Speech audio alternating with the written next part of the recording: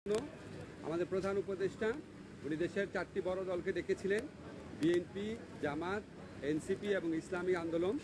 আর বৈঠকের সময় আমরা কয়েকজন উপদেষ্টা ছিলাম, আমাদের প্রধান উপদেষ্টার প্রেস সচিব ছিলেন।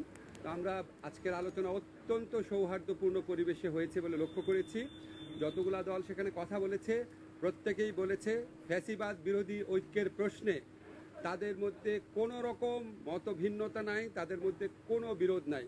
ফ্যাসিবাদ মোকাবেলার প্রশ্নে তাদের মধ্যে কোনো রকম কোনো মতভিন্নতা বিভেদ কিছুই নাই।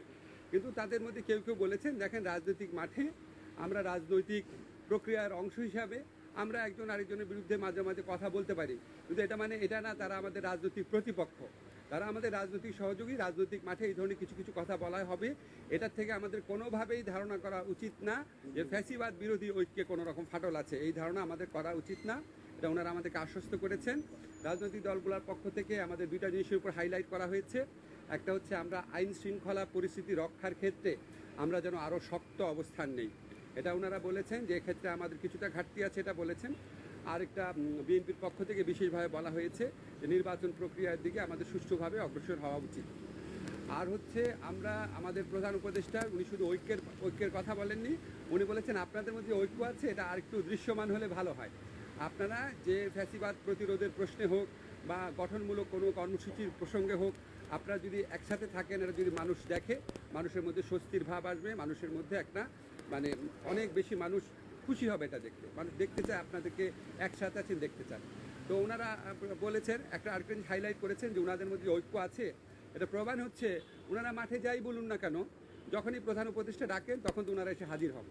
আরেকটা কথা বলেছেন আমাদের মধ্যে যে ঐক্য আছে, এটা আরেকটা প্রমাণ হচ্ছে আমরা তো জাতীয় ঐক্যমত কমিশনের মিটিংয়ে রেগুলার যাচ্ছি, কথা বলছি।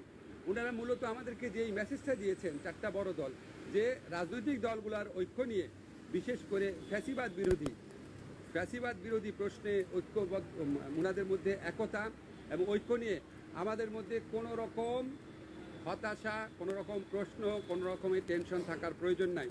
ওনারা আইডেন্টিফাই করেছেন যে দেশের বিভিন্ন স্থানে যে নিষিদ্ধ দল আছে, যে ফ্যাসিস্টদের সহযোগী আছে, তারা মাঝে মাঝে মাথাচাড়া দেওয়ার চেষ্টা করছে। সেক্ষেত্রে ওনারা বলেছেন আমাদেরকে প্রশাসনিকভাবে কঠোর ব্যবস্থা নিতে। আমরা ওনাদের বলেছি আপনারা মাঠে দৃশ্যমান ঐক্যটা আরও বেশি দৃশ্যমান করবেন।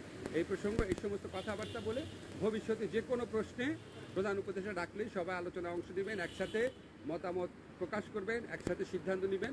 এই ধরনের একটা খুব ভালো একটা ঐক্যের আবহের মধ্য দিয়ে আমাদের মিটিংটা শেষ হয়েছে। ধন্যবাদ।